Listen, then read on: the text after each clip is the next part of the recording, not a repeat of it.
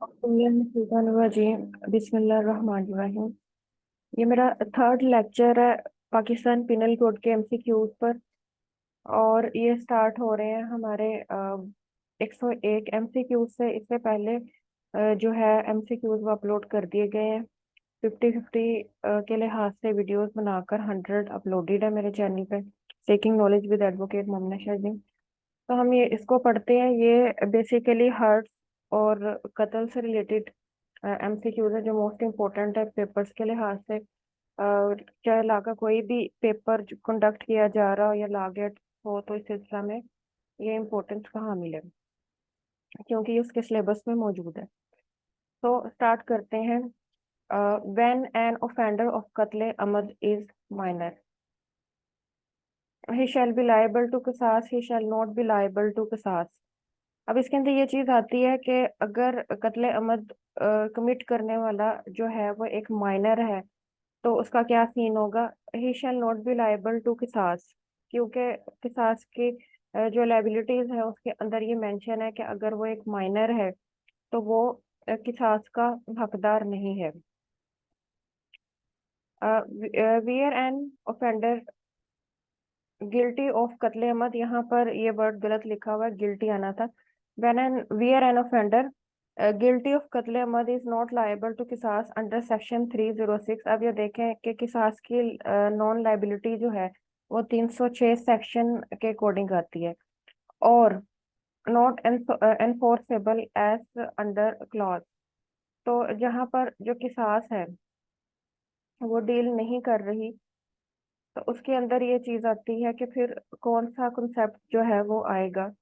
तो ये चीज यहाँ पे डिस्कस की जा रही है कि where an offender guilty of कत्ले amd is not liable to qisas under section 306, or the qisas is not enforceable as provided under clause. तो फिर कौन सी चीज जो है वो एप्लीकेबल है। तो ऑफ कोर्स इसके अंदर आएगा दियत का कॉन्सेप्ट। जिस तरह कि हमने ऊपर पढ़ा था कि एक शख्स है जो कि माइनर की कैपेसिटी में आता है, तो उसके ऊपर उसने कत्ल कर दिए, ठीक है, तो ऑफेंडर भी है, बट उसके ऊपर किसास जो है वो एप्लीकेबल नहीं है। तो फिर उस सूरत हाल में कौन सा सजा जो है उसे मिलेगी। तो उसकी फैमिली को जो है दियत पे करनी पड़ेगी, जो कि है ए। कंप्रोमाइज इन कत्ले अमद, वेयर वेयर अ फीमेल है where a female has been given in marriage to victim shall be, तो वाइड बदले सुलह। अब इसके अंदर ये चीज आती है, इसका जो आंसर है वो आंसर हमारा बनता है ए।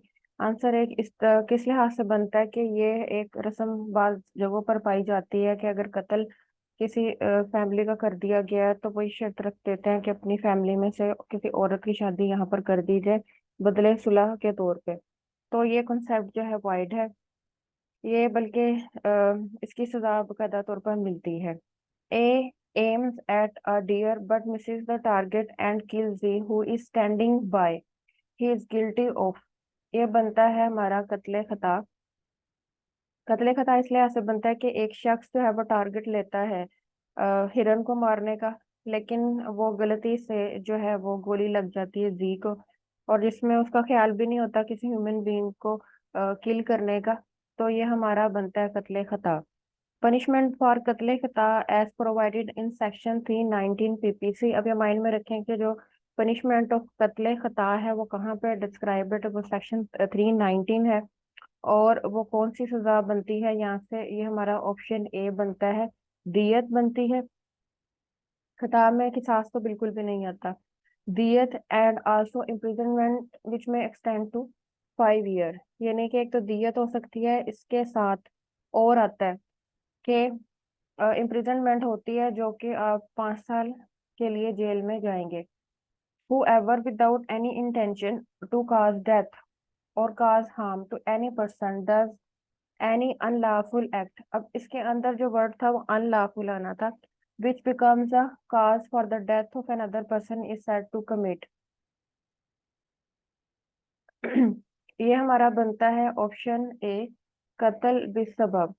यानी कि whoever without any intention to cause death, कि एक शख्स जो है उसकी कोई इंटेंशन ऐसी नहीं है कि वो किसी को डेथ करे और किसी को हार्म पहुंचाए या कुछ इस तरह का करे, लेकिन सूरत हाल इस तरह की बन जाती है कि उसका कोई ऐसा गैर कानूनी एक्ट है जो कि किसी कत्ल की वजह बना। फॉर एग्जाम्पल, अगर किसी शख्स को कहा गया था कि यहाँ पर दीवार नहीं बनानी क्योंकि यहाँ पे दीवार गिर जाएगी, या किसी शख्स को नोटिस जारी किया गया था कि वो यहाँ जो है इस इमारत का कुछ करे, ये खस्ता हाल हो चुकी है, ठीक है, पहले से नोटिफिकेशन दे दिया गया था, उसने उसके बावजूद भी कुछ नहीं किया, तो ये जो हमारा बनता है कत्ल बिस सबब है। या फिर एक ऐसी जगह पर उसने वो दीवार बनाई या वो बिल्डिंग बनाई जो कि गवर्नमेंट की तरफ से अप्रूव्ड नहीं था, या वो अनलॉफुल था कि वहां पर इमारत बनाता, तो वो इमारत कुछ अरसे बाद जो है वो गिर जाती है। तो ये चीज जो है इसके अंदर फॉल करती है। Whoever without any intention to cause death or causes harm to a person causes death of such person either by mistake of act or by mistake of fact is said to commit। ये कत्ले खता का concept है, ये उसकी definition है। इसको आप जो है किसी भी डेफिनेशन को याद करने का तरीकाकार ये होता है कि उसके एलिमेंट्स जो है उसको डिफरेंट शेप में डिवाइड कर लिया जाता है ताकि नॉलेज में रहे ये चीज। तो इसके अंदर ये आ जाती है कि यहाँ पर वर्ड मिस्टेक का वर्ड यूज हो रहा है। अब किसी डेफिनेशन, कत्ल की डेफिनेशन है कि जिसके अंदर पहले तो ये है कि विदाउट इंटेंशन है वो शख्स, दूसरा ये चीज आती है कि उसकी कोई इंटेंशन नहीं थी कि वो किसी की डेथ या उसे हार्म पहुंचाता, और उससे जो भी अमल हुआ वो तो या मिस्टेक ऑफ एक्ट था या मिस्टेक ऑफ फैक्ट था। तो ये डायरेक्टली टच करता है कॉन्सेप्ट ऑफ कत्ल खता को। ए अनलॉफुली, यहाँ पे आना था डिग का word. A unlawfully dig a pit in the thoroughfare by without any intention to cause death of or harm to any person by while passing from there falls in it is killed a has committed। अब ये इसके अंदर चीज आती है कि एक शख्स जो है वो गड्ढा खोदता है, लेकिन उसके गड्ढे खोदने का इंटेंशन ये नहीं है कि किसी की डेथ होती या हार्म पहुंचता। तो ये कॉन्सेप्ट क्या आता है कत्ल के सबब का, कि वो उसका जो एक्ट था वो सबब बना किसी के कत्ल की वजह बना। अच्छा जी, section 320 320 of PPC deals with punishment of. अब ये हमारा बनता है option A, causing death by rash and negligent driving. The term ikrah mean compulsion. इकरा का मतलब ये है कि किसी को डरा धमकाकर और ऐसे फोर्स यूज करना या इस तरह के एक्ट्स इनह्यूमन इख्तियार करना, या किसी की इस तरह की मजबूरी से फायदा उठाना उस वक्त, और उसे कहना कि फलां चीज जो है वो तुम करो, किसी का कत्ल करो, किसी को हार्म पहुंचाओ, ठीक है, तो वरना तुम्हारे जो है बीवी बच्चों को नुकसान उठाया जाएगा और उनको इस तरह से कत्ल कर दिया जाएगा, या इज्जत की धमकियां देना। तो इस लिहाज से ये जो कॉन्सेप्ट है ये इकराह का है। तो इसमें अगर कोई शख्स सजेशन इस लिहाज से देता है कि अंडर इकराह, तो उसकी जो है सजा वो बढ़ जाती है, खास शख्स जिसने के मजबूर किया हो किसी को, और जो शख्स जो है वो ये चीज करता है उसकी थोड़ी कम हो जाती है क्योंकि उसकी इंटेंशन नहीं होती, और उसे उसकी ऐसी मजबूरी से फायदा उठाया जाता है जिसमें वो जो है मजबूर हो जाता है कि उसे ये काम करना पड़े। As per PPC Iqra has. अब इकरा जो है उसकी टू काइंड्स होती हैं, एक होता है इकराहे ताम और एक होता है इकराहे नाकिस। द टर्म अफू मीन्स, अफू दरगुजर का कॉन्सेप्ट हम वर्ड यूज करते हैं, तो इसका मतलब है फॉरगिव करना भी और वेव ऑफ करना भी। तो बोथ ए एंड बी जो है इसका जवाब होते हैं। Culpable homicide has dash kinds. तो कल्पेबल होमिसाइड की कितनी काइंड्स हैं, ये भी क्वेश्चन काफी इंपॉर्टेंट है। इसका आंसर बनता है बी। कल्पेबल होमिसाइड जो है वो एक होता है सिंपल मर्डर, लेकिन कल्पेबल होमिसाइड होता है बहिमाना कत्ल। यानी कि इसका मकसद ये होता है कि सोसाइटी में ना सिर्फ जो है वो एनार्की पैदा की जाए, बल्कि लोगों को जो है वो उनके अंदर खौफ व हरास भी पैदा किया जाए। उसके बाद नेक्स्ट आता है हुआ whoever causes bodily pain, disease और infirmity और injury to any person is said to cause। तो ये हमारी डेफिनेशन बनती है हार्ट की। और इसको एक बार और देख लें कि हार्ट जो है वो किन चीजों को डील करता है। बॉडी पेन, डिजीज, इंफिर्मिटी और इंजरी टू एनी पर्सन। तो ये हमारी बनती है हर्ट की डेफिनेशन। कंपाउंड, कंपाउंड का वर्ड होता है कंप्रोमाइज कर लेना, तो ये दोनों वर्ड इसके अंदर यूज हो सकते हैं। कंप्रोमाइज करना एंड एडजस्टमेंट थ्रू एग्रीमेंट, तो इसका आंसर बनता है C, whoever with intent to cause harm to the body or mind of any person causes the death of that or any other person by means of weapon or an act which is the ordinary course of nature is not likely to cause death is said to commit। अब हमारी ये definition जो है वो ये बनती है कत्ल शबीह अम्द की। उसको एक बार मजीद देखें कि एक शख्स जो है उसकी इंटेंशन तो है कि वो हार्म करे, बट वर्ड यहाँ पे ये नहीं लिखा हुआ कि वो किसी पर्सन को डेथ करे। वो उसकी इंटेंशन थी कि वो एक शख्स की बॉडी को हार्म करना चाहता था, उसके माइंड को हार्म करना चाहता था, लेकिन उसका ये सिर्फ हार्म करना हार्म नहीं रहा बल्कि वो डेथ की वजह बन गया। ठीक है। और बाय मीन्स ऑफ वेपन और an act which is in the ordinary course of nature is not likely to cause death. और उसने जो वेपन या उसने जो तरीका इस्तेमाल किया वो ऑर्डिनरी कोर्स ऑफ डीलिंग के अंदर ऐसा नहीं है कि जिसकी वजह से हम नॉर्मली ये चीज सोच लें कि किसी की डेथ जो है वो इससे हो सकती है। तो ये हमारा बनता है कत्ल शबीह अम्द। नेक्स्ट उसका नेक्स्ट हमारा सेक्शन है 324, जिसको सब इसको अमूमन बोलते भी हैं अटेम्प्ट टू कमिट कत्ल अमद, जो है इसका कॉन्सेप्ट इसके अंदर आ जाता है। उसके बाद आता है whoever shall have been habitually associated with any other person or other for the purpose of committing robbery or child stealing by means of or accompanied with qatl is. ये जो डेफिनेशन है 326 बनती है, जो कि डेफिनेशन ऑफ ठग है। और इसका आंसर भी हम देख लेते हैं। देखिए ये हमारा आंसर सी बनता है कि ये डेफिनेशन ऑफ ठग है। इसमें क्या आता है कि एक शख्स पहले तो हैप्चुअली एसोसिएटेड है, मतलब ऐसे ग्रोहों से है, ऐसे पर्सन से, दूसरे लोगों से जिनका मकसद क्या है आगे मजीद ऑफेंसेस करना।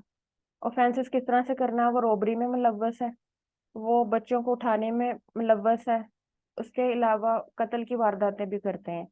तो ये तीन एक्ट्स जो हैं हैप्चुअली कर रहे हैं, तो ये एलिमेंट्स हमारे बनते हैं किस ऑफेंस के, ठग के, जो कि 326 में डिस्क्राइब्ड है। नेक्स्ट आता है हु एवर इज ठग शैल be punished with imprisonment for. अब एक पर्सन हैप्चुअली ऑफेंडर है और इसकी क्या सजा हो सकती है, जो कि इन तीन चीजों में मुलव्विस है। सबसे पहले इम्प्रिजनमेंट फॉर लाइफ, एक तो उम्र कैद होगी, and shall also be liable to fine. और क्या होगा कि लायबल टू फाइन भी होगा साथ में। As per section 331 PPC there are dash ways of recovering diyat. अब इसके पॉइंट्स बने हुए हैं सेक्शन में 331 हमारा है, इम्पोर्टेंट भी है और अक्सर इसके वेज भी पूछ लिए जाते हैं। तो ये हमारा सेक्शन बनता है सेक्शन 331। सेक्शन 331 जो कि बात करता है कि दियत किस तरह से रिकवर की जाएगी, क्या बातें जो है वो करके और किन चीजों को मद्देनजर रखते हुए दियत ली जाती है। ये हमारा कॉन्सेप्ट बनता है 331 का। अब चलते हैं हमारे नेक्स्ट स्लाइड पर। हाँ जी, 121 MCQs है हमारा। Whoever causes pain, harm, disease, infirmity और इंजरी टू एनी पर्सन और impairs, disables, disfigures, defaces or dismember any organ of the body or part thereof any person without causing his death is to said। अब इसके अंदर ये चीज देख लें कि एक शख्स जो है वो कौन कौन सी चीजें कर रहा है। उसने पेन की, उसने हार्म किया, डिजीज की, इन्फर्मिटी की, इंजरी की, फिर इसके साथ इम्पेयर्स किया और डिसेबल कर देना, डिसफिगर कर देना, डिफेस कर देना, डिसमेंबर कर देना any organ of the body, यानी कि जो किसी उसको उसके साथ से खत्म कर देना, डिसेबल कर देना किसी शख्स को, या वो जिस तरह का नजर आता है वैसा नजर नहीं आता। इसमें हम ये डिसफिगर करने से मुराद ये भी हो सकता है कि इस तरह के ऑफेंसेस जिसके अंदर तेजाब या एसिड के मामला भी होते हैं। तो ये हमारी जो डेफिनेशन ऑफ हर्ट है तो मोस्ट इम्पोर्टेंट डेफिनेशन है। बाज दफा हमारे हाँ जो है वो कंफ्यूजन हो जाती है दो डेफिनेशन के अंदर, यानी कि इंजरी और हर्ट के अंदर। तो हम उसके अंदर जो है वो फर्क नहीं कर पाते। बेसिकली जो इंजरी है उसके अंदर भी पेन, हार्म और डिजीज और इन्फिर्मिटी है, लेकिन जो हर्ट है वो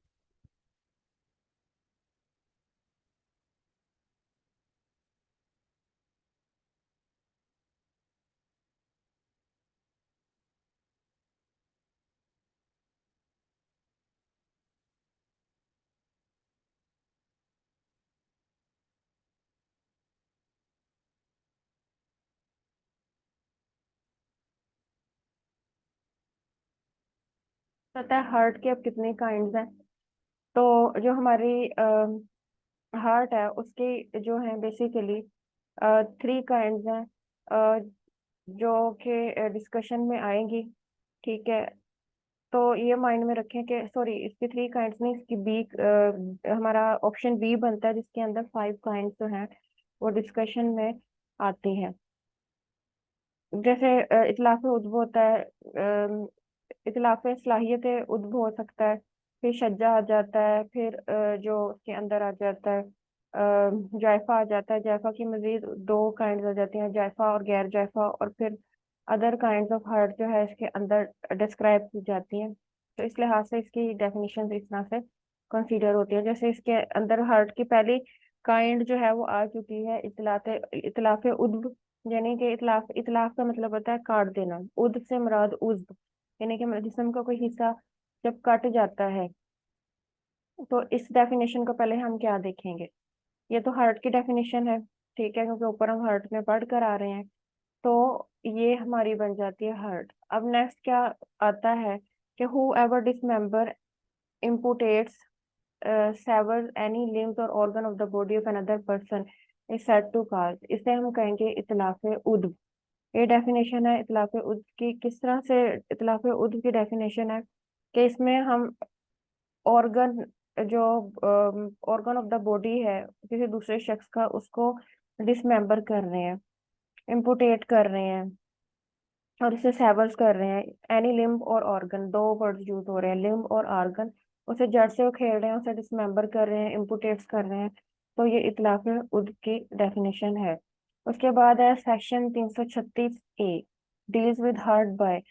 तो ये क्रोसिव सब्सटेंस से मुराद ऐसी चीज होती है जिसका इस्तेमाल करके आप उसका ऑफेंस में सवीरिटी ज्यादा पैदा कर सकते हैं। उसमें इसमें पॉइजन आ जाती है, इसमें एसिड अटैक्स यूज होते हैं। ठीक है, जो कि ऑफेंस को मजीद जो है वो डिस्ट्रक्टिव सब्सटेंस भी हम इससे कह सकते हैं, बट यहाँ पर जो वर्ड यूज होता है वो क्रोसिव सब्सटेंस का, जो हमारे पीपीसी में यूज हो रहा है 336 में। लेकिन एक्रोसिव सब्सटेंस की जो है, जो हम सेंस जो उसकी रन कर रही है उसमें ये वर्ड भी यूज करते हैं, डिस्ट्रक्टिव सब्सटेंस होते हैं। और जिस तरह फायर का यूज करना, उसके अंदर एसिड का यूज करना, ऐसा मटेरियल जो ब्लास्टिंग सिचुएशन रखता हो। The term corrosive substance means, इसका आता है फ्रेटिंग मटेरियल, अगेन वही जो कि ब्लास्टिंग और लाइक फट जाने वाले एक्सप्लोजन टाइप जो है वो चीजें रखता हो, एक्सप्लोजर कर देता हो किसी चीज का। तो वो इसको हम यूज कर सकते हैं कि इसकी सेंस इस तरह से है। तो इसके लिए जो वर्ड यूज होता है अगेन देख लें, fretting material. whoever causes hurt by corrosive substance shall be punished with imprisonment। अब एक होती है सिंपल काज, लेकिन जब पता चला कि वो क्रोसिव सब्सटेंस के थ्रू काज हुई है, तो उसका जो बनता है वो दोनों तरह की सजाएं हैं। वो कौन सी सजाएं हैं कि life and fine of 1 million, एक ऑप्शन ये है। दूसरी ऑप्शन है कि 14 years and minimum fine of 1 million. तो दोनों ही सजाएं काफी कड़ी हैं और दोनों ही जो है वो दी जा सकती हैं। तो ये हमारा बनता है ऑप्शन सी। क्रोसिव सब्सटेंस की जब भी पूछा जाए तो आप ये बता सकते हैं कि एक life and fine of 1 million. इसमें ये जा जाती है कि लाइफ का मुराद ये है कि सजाए मौत भी हो सकती है, 14 years की इम्प्रिजनमेंट की सजा भी हो सकती है पूरी होल लाइफ की। तो ये चीजें इसमें आ जाती हैं। हु एवर डिस्ट्रॉयज और permanently impairs the functioning power or capacity of any organ of the body of another person or causes permanent disfigurement is said to cause। अब इसके अंदर जो चीज आती है वो यहाँ पर जस्ट ये नहीं है कि आपने ऑर्गन को अलहदा किया और वो जस्ट ऑर्गन ही अलहदा हुआ है, बल्कि आपने उस ऑर्गन की, ऑर्गन साथ ही मौजूद है। लेकिन उसकी फंक्शनिंग खत्म कर दी है, उस शख्स के कैपेसिटी, उसकी पावर उस ऑर्गन की खत्म कर दी है, तो इसे हम कहेंगे इतलाफ सलाहियत उद्व, यानी कि खत्म कर देना उसकी सलाहियत को। तो ये हमारा ऑप्शन बनता है B. Whoever causes on the head or face of any person any hurt which does not amount to इतलाफ उद्व और इतलाफ सलाहियत उद्व is said to cause। अब हम नेक्स्ट मूव कर रहे हैं अपनी थर्ड जो है वो किस्म हर्ट की, उसकी तरफ। तो उन्होंने बताया कि अगर ऐसी आपकी हर्ट है जो आपके हेड और आपके फेस के ऊपर लगी है, ये जो हमारा हेड और फेस है ऊपर, गर्दन से ऊपर ऊपर का हिस्सा, इसे शज्जा कहा जाता है।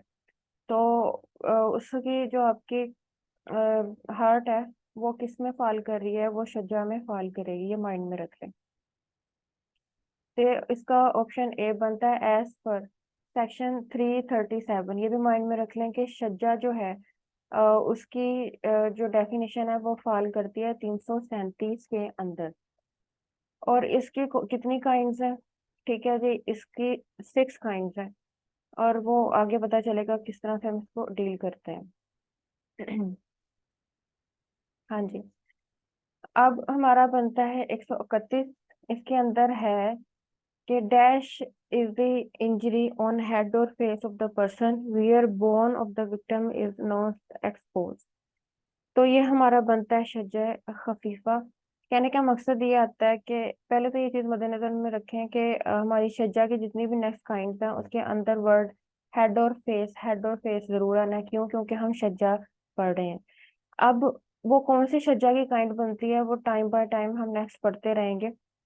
तो इसकी पहली काइंड ये थी कि इसके अंदर आपकी जो हेड ऑफ और फेस है वो जो है उसमें ये सूरत हाल आई है कि बोन जो है वो एक्सपोज नहीं हुई, लेकिन चोट लगी है। कहने का मकसद ये है कि मांस फटा है। जिस तरह नॉर्मली हमें चोट वगैरह लग जाती है, बट इसमें ये चीज आती है कि चोट हैवी है, बट वो अभी ऐसी नहीं है कि हड्डी अभी आपकी जो है वो अंदर से नजर आने लगे, उससे पहले पहले की चोट है। तो ऐसी तमाम चोटें जो कि हमारे हेड और फेस पर आए और जिसमें हमारी हड्डी हड्डी की भी नमी उतार नहीं हुई है, तो वो शज्जा खफीफा यानी खफीफ से मुराद छोटी चोट, तो उसमें कंसीडर की जाएगी। Dash is an injury on head or face of the victim where bone of the victim is exposed but not fractured. अब इसके अंदर क्या चीज आती है कि पहले में था कि बोन एक्सपोज नहीं हुई, बस हमारे स्किन के ऊपर जो हमारा हेड या फेस होता है उसकी जो चमड़ी है उसके ऊपर ही कुछ ना कुछ अदल बदल हुआ है। लेकिन अब इसके अंदर ये है कि हमें जो चोट लगी है उसके अंदर हमारी हड्डी नजर आ रही है, बट हड्डी टूटी नहीं है। यानी कि ऐसा है कि गोश्त से अंदर हम हड्डी देख सकते हैं कि भाई हड्डी भी नजर आ रही है, लेकिन हड्डी फ्रैक्चर नहीं हुई। तो ये हमारा जो काइंड बनती है वो हमारी ये ऑप्शन बी बनती है, जिसे हम कहते हैं शज्जा मोदीहा। नेक्स्ट हमारा जो बनता है वो है punishment for shajjah mudihah is given in section. ये भी इम्पोर्टेंट हमारा है। तो ये हमारा बनता है 337 ए, क्योंकि दूसरी खफीफा के बाद जो दूसरा आता है वो मोदीहा ही है। तो इस लिहाज से अगर हम देखें तो 337 ए की टू जो क्लास बनती है वो मोदीहा को डील करती है। सेक्शन 337 ए उसकी क्लास जो बनती है 4 of PPC deal with punishment of. ये हमारी पनिशमेंट बता रही है शज्जा ए मुनाकला को।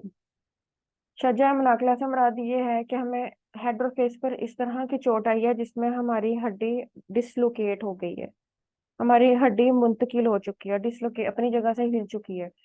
तो ये हमारा ऑप्शन बनेगा बी।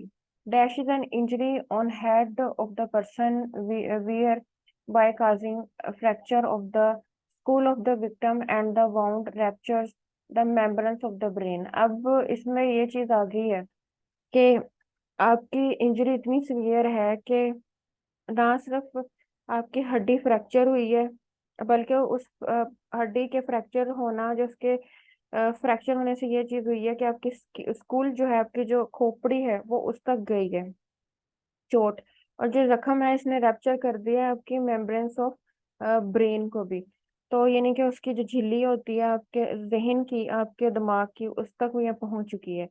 तो ये सबसे बड़ी इसकी जो अगर हम देखें काइंड ऑफ हर्ट है शज्जा के लिहाज से, लास्ट इसकी स्टेज है, ये शज्जा दमीघा कहलाती है। मैंने इसको दिमाग से मद्देनजर रखा था कि ये दमीघा है जो दिमाग से निकला है, और ये जो आपकी ब्रेन की मेम्ब्रेन है इसको हिला देती है, इसको खत्म कर देती है, और जिन्हीं के एंड है, जैसे हम हेड इंजरी नॉर्मल अल्फाज में कहते हैं कि जी हेड इंजरी होगी और ये नहीं बचेगा, तो वो करीब करीब डेथ की होती है।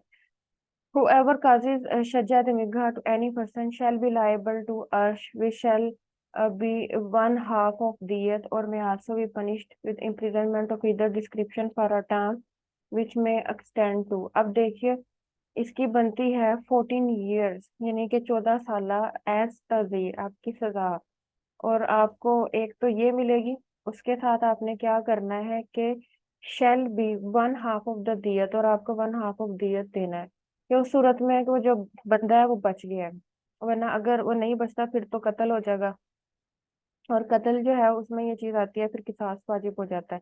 तो ये सूरत हाल इसकी है कि वो बिल्कुल डेथ को छू कर आया, और ये जब पता चला तो ये चीज हुई कि उसकी तो हेड इंजरी हुई थी, और इस तरह का उसका था कि वो मेम्ब्रेन जो थी उसकी वो वहां तक गई, और उसकी सजा आप अगेन दोबारा देख लें, 14 साल एज ताजीर, जो वर्ड हम यूज कर रहे हैं वो है एज ताजीर, लेकिन इसके साथ साथ आपको 1.5 ऑफ दियत में आल्सो भी प्रोवाइडेड, यानी कि वो पे करना होगा दियत जो बनता होगा। अच्छा जी, अब 337 का पार्ट है दूसरा। दूसरा पार्ट किस चीज को डील करता है, पहले 337A था, उसके अंदर हमने शज्जा की काइंड्स देखी। 337 सिंपल वाला डील करता है शज्जा की डेफिनेशन को, 337A उसकी काइंड्स को डील करता है। अब हम दूसरे हिस्से पर आ गए हैं जो कि है 337B। तो ये हमारा किसके बारे में है, ये हमारा जुर के बारे में। जुर, अब जुर को हम इस तरह से देखते हैं कि शज्जा हमने कहा कि combination of head and face है, ठीक है। और हेड एंड फेस के अलावा जितनी भी इस हिस्से को छोड़ देना है, अब हमने जितनी भी हमारे निचले बॉडी पे जो हर्ट्स आती हैं उसको जुर्म में कंसीडर किया जाता है। जुर हैज काइंड्स, जुर कितनी काइंड्स रखता है, तो भाई जुर 2 काइंड्स रखता है, जिसके ऊपर भी लिखी हुई है जायफा और गैर जायफा, इसकी आगे काइंड्स हैं। बट जुर जो है अगर हम इसको थ्रू आउट देखें तो इसको हम इस तरह से डिफाइन करते हैं कि ये शज्जा के अलावा जितनी भी आपके बॉडी पर चोटें आ सकती हैं गर्दन से, अगर हेड और फेस को छोड़ के बाकी निचली बॉडी, तो वो जुर्म में फॉल करेंगी। अब यकीनी तौर पर इसकी डेफिनेशन आ गई होगी। whoever causes on any part of the body of a person other than the head or face। अब पता चल गया आपको कि other than head or face use हो रहा है। a hurt which leaves the mark of the wound whether permanent or temporary is said to cause। तो मैं इसका लगाऊंगी कि ये बनता है जुर, ठीक है, यानी कि ये डेफिनेशन ऑफ जुर है। और इसके अंदर दूसरी सूरत हाल ये आती है कि वाउंड का मार्क छोड़ा है, वाउंड का मार्क छोड़ा है, मार्क नजर आएगा तो हम कहेंगे ना कि चोट लगी है। तो मार्क है वो चाहे वो परमानेंटली रहे, कुछ चोटें ऐसी होती हैं जिसके निशाना सारी जिंदगी रह जाते हैं, कुछ होते हैं हील कर जाते हैं उनका निशान भी नहीं रहता, तो ये दोनों सूरतों के जख्म इसके अंदर शामिल हो सकते हैं। उसके बाद है whoever causes jur in which the injury extend to the body cavity of the trunk is said to cause। जूर है आपकी, लेकिन आपकी जो इंजरी है वो एक्सटेंड कर दी है to the body cavity of the trunk, यानी कि जो हमारा अंदर उल्ला ये जो हमारा पेट और हमारी पसलियों के इर्द गिर्द ढांचा है, इसे हम कहते हैं body cavity of the trunk. तो ये जो हमारी इंजरी है उसको उसका एक्सटेंड कर गई है, उसके अंदर तक जा पहुंची है, तो ये हमारी जो डेफिनेशन है वो जायफा की है। अच्छा जी, उसके बाद हमारा बनता है नेक्स्ट 141। तो वो हम जरा देख लेते हैं। Who ever causes jurh which does not amount to jaifah is said to cause ghayr jaifah, ठीक है। किस तरह से वो कहते हैं कि आपकी जो चोट लगी है वो तो जुर है, यानी कि निचले पार्ट ऑफ बॉडी जो कि शज्जा से हट के है, लेकिन वो जायफा की तरह की नहीं है, यानी कि उसने वो it's doesn't go beyond the body cavity of the जो है वो सॉरी ट्रंक जो हमारा है जो हमने ऊपर पढ़ा है, ठीक है, वहां तक वो नहीं पहुंची। ठीक है, उससे पहले पहले लगी है तो वो हमारी गैर जायफा में आ जाती है। इसका वर्ड हम दोबारा देख लेते हैं। ठीक है, तो हम इसे बोलते हैं बॉडी कैविटी ऑफ ट्रंक। ठीक है, तो बॉडी कैविटी ऑफ ट्रंक जो है उस तक नहीं पहुंची, उससे ऊपर ऊपर है, तो वो गैर जायफा आती है। तो गैर का वर्ड ये है, जैसे हम पढ़ते हैं गैर किसी चीज का गैर होना, तो जायफा और गैर जायफा जो कि जायफा नहीं है। अच्छा जी, उसके बाद है गैर जायफा की कितनी काइंड्स हैं। जायफा की कोई काइंड्स नहीं है, लेकिन गैर गैर जायफा जो है उसकी 6 काइंड्स है। Whoever causes गैर जायफा in which the skin is ruptured and bleeding। अब ये मद्देनजर रखिएगा कि ये हमारी जो जितनी भी हमारी डेफिनेशन आनी है इसके लिहाज से वो स्किन की है। तो जो हमारे अरेबिक वर्ड इसके अंदर यूज हो रहे हैं वो भी थोड़े हड्डी, मुदिया हड्डी को कहते हैं। और जो हमारा ब्लड है, ठीक है, जो हमारी स्किन रेपसिंग की है, ठीक है, तो वो उस लिहाज से यूज हो जाएगा। तो who ever causes ghayr jaifah in which the skin is ruptured and bleeding occurs is said to cause. अब इसके अंदर आपको इस तरह से हर्ट पहुंचा है कि आपकी स्किन रैप्चर हुई है और उसमें से ब्लीडिंग होने लग पड़ी है, तो ये हमारा बनता है दामिया। दामिया जो है वो वर्ड निकला है अरेबिक में, जो हमारा खून होता है उसको दम यूज करते हैं, तो उसी दम को जो है दमिया कहा गया है कि हमारी स्किन की चोट है जिसमें हमारी स्किन पर रैप्चर हुई, उसके नीचे से ब्लीडिंग होनी शुरू हो गई, तो दमिया है। Punishment for damiyah as provided in section 337 F clause first या 1 PPC इज। अब जरा दमिया की सजा मुलायजा कर लें कि वो क्या हो सकती है। 3 years imprisonment with Daman. Punishment जुर्माना की शेप में आपको दमन पड़ेगी और जेल वाली सजा आपको 3 years की हो सकती है। Section 337 F of PPC prescribe punishment for mutalahimah. मुमतलिमा, तो ये हमारा बनता है 3। जब कभी आपसे पूछा जाए 337 F3 किस चीज को डिफाइन करता है, किसकी पनिशमेंट को, तो मुतलाहिमा। मुतलाहिमा ये भी हमारी स्किन की एक काइंड है। ठीक है, उस लिहाज से इसके अंदर जो पनिशमेंट आती है उसको डिस्क्राइब कर दिया गया अरेबिक वर्जन में। उसके बाद हमारा आता है सेक्शन 337 F, और ये बनती है पनिशमेंट किसकी। 6 पॉइंट है हमारा, 6 काइंड है। प्रोवाइड्स पनिशमेंट फॉर, तो ये जो हमारी होती है एंड स्किन की पनिशमेंट, ये होती है जो कि पनिशमेंट और हमारी हर्ट हो सकती है इस सिलसिले में, वो है मुनाकिला। तो मुनाकिला में हड्डी डिसलोकेट कर जाती है, इसमें भी यही चीज है, लेकिन स्किन के नीचे हड्डी जो है उसकी लास्ट स्टेज होती है। तो हड्डी पहले स्किन में मौजूद नहीं होती, और जब स्किन में बात हड्डी तक पहुंच जाए तो फिर हड्डी के पीछे कुछ बचता नहीं है। तो इस लिहाज से जो स्किन की आखिरी हद है वो मुनाकिला है। Under section 337G of PPC punishment of imprisonment provided for rash और negligent driving is। अभी हमारी यहाँ पर बताई गई है कि इसमें जो आपकी ड्राइविंग है वो काज कर रही है हर्ट, 337G, तो उसमें आपको क्या मिलेगी, इम्प्रिजनमेंट विच में एक्सटेंड टू 5 years रहता है। ये इसकी जो है वो सही ऑप्शन ऑप्शन सी। तो ये हमारी 5 साल जो है 5 year की सजा मिलेगी हमें 337G के तहत as per jail. Whoever as per section 337I of PPC causes hurt by mistake खता shall be liable। हर्ट आपने की है मिस्टेकनली, तो आपको क्या सजा मिलेगी। टू अर्श और दमान, या तो अर्श की या दमान की, specified for the kind of hurt cause. तो उसके लिए जो अर्श या दमान की रिक्वायरमेंट्स हैं उसको लेकर तो आपको वो सजा मिल जाएगी अर्श या दमान के अंदर से। imprisonment for causing hurt by means of poison as provided in section 337J, यानी कि इस तरह से कि पॉइजन के थ्रू जो है वो आप किसी को हर्ट काज कर रहे हैं, तो वो हमारी 10 years बनती है 337J।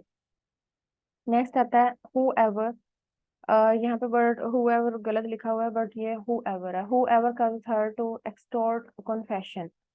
यहाँ पर कोई शख्स हर्ट कर रहा है, उसके मकासद क्या है कि वो किसी से कन्फेशन करवा ले, or to compel restoration of property, या वो रिस्टोर करवाना चाह रहा है प्रॉपर्टी को, shall be punished in addition to qisas, arsh and daman as the case may B,